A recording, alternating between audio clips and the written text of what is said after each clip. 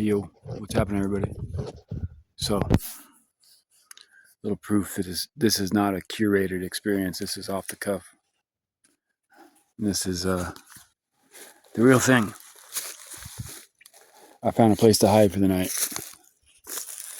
and that is not easy. It's not easy. When men threaten other men and women and children and everybody else with cages or worse, they become devils. When their career and their livelihood is dependent upon them reducing us to numbers, reducing us to chattel for their reports and their Board of Supervisors meetings where they request more funding, which, by the way, I was at the Board of Supervisors meeting for Plumas County last month, and the sheriff was there, and he literally asked for more funding, or at least a continuation of the funding they've already received on that level, somewhere in the hundreds of thousands of dollars per month. Can't remember exact number. But he used for his request, he used the fact that there were something like 2,400 calls for service in the month, which could be anything from a suspicious looking rooster, which I've seen in the local paper, to like a true mental health crisis, a suicide threat, or like domestic violence, or actual problems such as Debbie setting fire to the neighbor's yard. Or when I did my report, that was part of their numbers, was my report that they came out and took Officer Brubaker, of her slashing my tires, smashing my windshield. I filed a report for that, so it'll be on record. It is on record, and I will use that in my court case against her when I sue her for damages, which is inevitable. When 80% of your life's energy is taken up with survival, it's difficult to get to the courthouse in time and presentable, and to not look homeless, not look disheveled, not look crazy or whatever. These things are difficult when most of your life is taken up with running from the consequence of her actions. 2.5 months later, by the way, I went through my videos and found out that she slashed my tires on the 19th of July. 19th and 20th. She did all the damage to the car over that night. 4 slashed tires in the sidewalls, unrepairable, needed to be replaced. Brand new tires that were $511 in San Diego in April. Smashed windshield with I don't remember what she used, some kind of post, but smashed beyond, to the point where it leaks water inside and the mirror is disconnected from the windshield, etc. And then a spray painted "kill him" on the trunk, and carved into the paint various messages like "dead man walking," and destroyed my passenger side mirror, which I've been trying to repair, but none of my repairs have held. You're still filming? 3.5. Okay.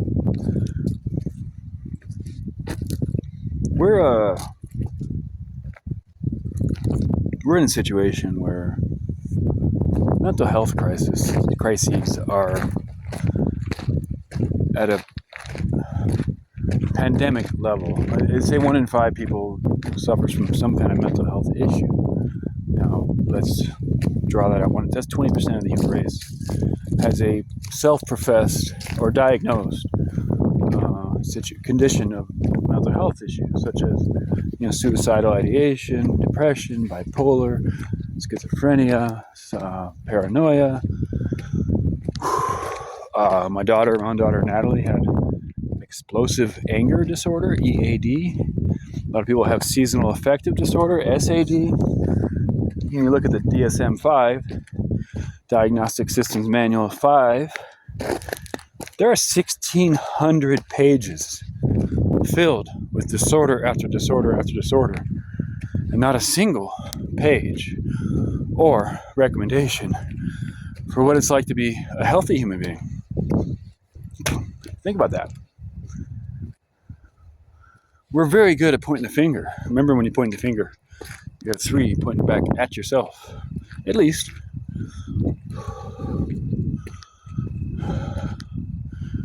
When you know, we're all Plank Eye, that band Plank Eye, which I love that band Plank Eye.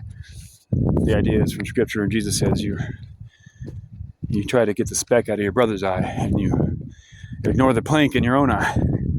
Or you strain at a gnat and swallow a camel. That's where we're at right now, on a massive scale, and the love of most will grow cold. That's what's happened. I need a little soak up. I need to soak up the sun for a minute before I'm out of sun for the day. Since it's after 5 o'clock, it is fall. This morning was quite chilly. Oh, I feel so good. Oh, thank you, Lord. I feel like the Little Prince, you know, Anton, what's his name? Exupéry, the French author, who talks about the Little Prince. And like, if you don't like where you are, just walk, you know, it'll get better. I have found a place to hide for the night. And I only really need it for tonight. Tomorrow I can walk to town, get my bike, meet up with Dove, go talk to Greenhorn Ranch, or in Greenville Ranch. I think it's one of the farms in Greenville that needs help. I can go talk to them and get to work. Oh, that feels so good. I'm gonna stay there. I'm gonna film this video here in the wilds of Plumas County. If you've been following me, my struggles and my triumphs and my issues, you'll notice that earlier today I uploaded a 28+ minute video of me literally running from the police. Not just the police, but the Forest Service and the wildlife agents and the BLM, who have, well, in order to justify their existence and continue their funding, have made me public enemy number 1. They accepted a narrative about me that they created themselves. Going back to the initial confrontation or conversation, which I recorded, where they saw shotgun shells around my camp and 9mm shells. I don't even know what a 9mm shell looks like. Never had one, never held one, never shot one. But I did have the shotgun shells to fill them with sage as a transmutation of negative energy into positive energy, an alchemization. One of my ideas. From that conversation, they decided that I was anathema and accursed. I let them know how I felt. I was very calm in that 6-minute altercation. It was a lot longer than 6 minutes, but I have 6 minutes recorded if you look back at my catalog. I let them know, hey, I'm not running from you. I'm out here living my life. I got a YouTube channel. I love it here. I've been cleaning this place since March, off and on. I come for a couple weeks at a time. This is my stopping off point. This is my regrouping point. This is where I get my head on right. And this is where I regroup and get my car clean down to the baseboards and process everything that I found and collected and bought and, you know, rescued and etc., including people, literally. This year I brought 3 different people to that camp. Road dogs. There was Dolly Sue back in March. There was Matt in June. And then Deborah in July. And each of them turned out to be a problem.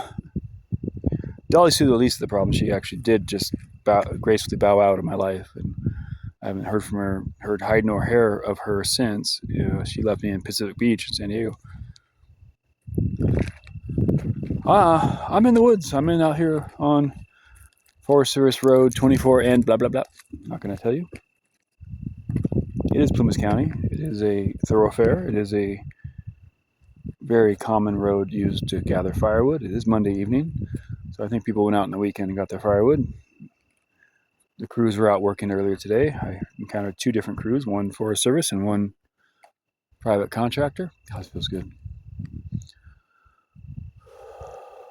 Take it in. Breathe in the air. Don't be afraid to care. We're now at a point in our evolution as a species and as a culture, as a community, etc., as a planet, with the technology has progressed to the point, and this is the important technology, that I can record this video right now and let you know. Just like Jane Goodall did in March when she knew she was probably her last interview. She let us know. Don't lose hope. Don't lose hope. You're here for a reason. Until you find that reason, or even if you are, you know that reason and you're getting discouraged, don't lose hope. Don't lose hope. We're going to make it, yo. We're going to make it. I'm sore. I'm in pain. I'm thirsty. My lips are chapped. My back is killing me. My legs are sore from walking 11 miles yesterday. Speaking of walking, I'm going to walk back to my safe place for the night and demonstrate to you the lengths I go to continue this lifestyle without being arrested, without being punished, because they're after me. They came and confronted me at the co-op. That video has gotten over 600 views. My most viewed long-form video without being promoted on my channel yet. Thank you, my friends, for sharing this.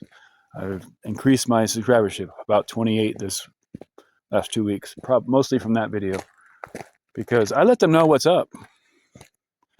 This is a clash of worldviews. This is a clash, and we're always going to be at odds. As long as you continue to hunt me down, Sheriff of Nottingham, Inspector Gadget, I'm going to resist and live my truth. This is my truth. One of my truths is that shouldn't be there. And that's also a nickel for me. There are a couple down the hill, but it seems to be a common spot to dump your cans off the side of the road. Yeah, spiked Arnold Palmer. Meaning people out here getting a little tipsy, cutting firewood, and they don't want any evidence, so they just toss it out the window. Very common. I've been with people like that. I mean, I really don't have any problem with that, honestly. Like in upstate Michigan, if you're a Youper, you know that you measure the distance to your friend's house by how many beers it takes to get there. Well, that's a 2-beer drive. That's a 4-beer drive. 4-beer drive is about 2 hours. 2-beer drive, 45 minutes. 20 miles on roads like this. So you can go about 25 to 30 miles an hour. So. But check this out. This turnoff is about 1.6, 1.7 miles. I haven't walked it down yet to parse it out, but within walking distance, within a reasonable walking distance to town, to East Quincy, to the apartment in East Quincy, across from the relay station in Pioneer Park in the fairgrounds. But check it out. Can you see a car back there? Does anybody see a car back there? I've collected a few cans already, so there's... By the way, that's 20 cents tomorrow if I need it. Done it before. Had a recycling business in town. Loaves and Fishes Recycling. I hope this doesn't cut out, because the last video cut out at 9 minutes and I was still talking. And I erased a few things from my trash, so I've made some room. Anybody see a car back here? And this little spur cut. Initially, I parked right there. Well, then I backed up with one mirror. What's your name here? It's right there. You can't see it from the road. And as long as I stay on the hidden side, nobody will know I'm here. I emptied the passenger seat in a rush so that I can sit in there. Still kind of a mess, but that is sleepable. I can sleep there, get my rest, recover, and hike out in the morning. I'm not going to hike out tonight.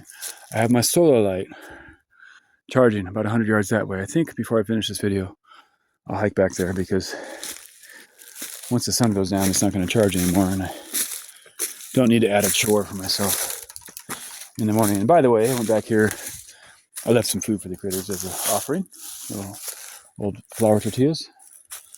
I did come back here when I positioned the solar light. I also jettisoned the ballast from my bowels. And I took a shit. Dug a hole. Didn't have any toilet paper on me. You gotta learn how to do these things if you want to survive what's coming, because literally they turned me into a criminal. I had to run for my life, at risk of being arrested, fined, like to a severe degree. Arrested is pretty strong, but fined to an immense degree for driving a vehicle that was okay to drive 6 days ago. Maybe not for me, but for somebody. Now it's registration's expired. My license expired. What does that mean? Expired. Did I lose the ability to drive? Have I forgotten how to drive? And on top of that, for me personally, I think they suspended my license for back child support, even though all my children are grown. And there's only interest. It's 90% interest, 85% interest. You're going to take my license so I can't work, can't get to work, can't drive a company vehicle. You're going to sully my name, drag my name through the mud because I can't afford to pay your bullshit, which doesn't even go to their mother. It just goes to the state for back interest. And how dare I question their system? How dare I have an opinion? How dare I call them out on their bullshit? Because it's all fucking bullshit. You bean counters and you fucking idiots and you fucking liberals. Pardon my French. You want control? You want to control this? It's not happening. I am running for president as a Republican. Quincy is known as Little Berkeley. Fuck Quincy. Fuck the co-op. Fuck Lucinda. Fuck your bullshit. Fuck your Democrat party. It's not a party. It's a problem. Y'all have cured me of my liberalism. Y'all cured me of my, well, not of my empathy, but of my, well, bleeding heart liberal viewpoint. Literally, you turned me into a Republican. I didn't know that was possible. Wow. Incredible. So, that went off on a tangent, but it's a necessary tangent, just so y'all know how and why I've turned into a fucking Republican. And I don't like Republicans. This is a constitutional republic, but I don't like Republicans. I don't like Donald Trump. Although he's doing some good shit. He's doing some good work. If the election were today, and I haven't voted in recent elections. I don't think I ever voted, actually. If the election were today, if the choices were Kamala Harris and Sleepy Joe, I would have voted for Trump. I would have voted for RFK, but he didn't. He joined the team. So I'm being curtailed and, cajoled and directed into a certain ideology and a certain path, and like a Manchurian candidate. It just is what it is. It just is what it is. I love my father. I love my family. I love the opportunities provided in this country to my family, all the way back to my great Uncle Chuck and his wife Rose, who came through Ellis Island in 1895 when she was 8 months pregnant, and worked their way across the country until they had their own ranch in Trinidad, Colorado. The Caporelli are well known in Colorado, so that's the American dream. They learn English from their kids. And my grandfather came over to work on that ranch when he was 15 by himself from Sardinia and made it work. Ended up in San Diego, traveled the state with his wife, harvesting peaches, following the farm work, etc., migrant farm workers. 1955 at that second. And my father, at 1955, Kenneth Edward Caparelli, was 19 years old. And I believe working for San Diego Gas and Electric, digging ditches, and had 19-inch biceps. 5'10", 195 pounds, just a pure muscle. So I'm very proud of my heritage. I'm very proud of my family. I'm very proud of what we've done here. I'm not going to let that be hijacked and diminished and dragged through the mud by you fucking liberals.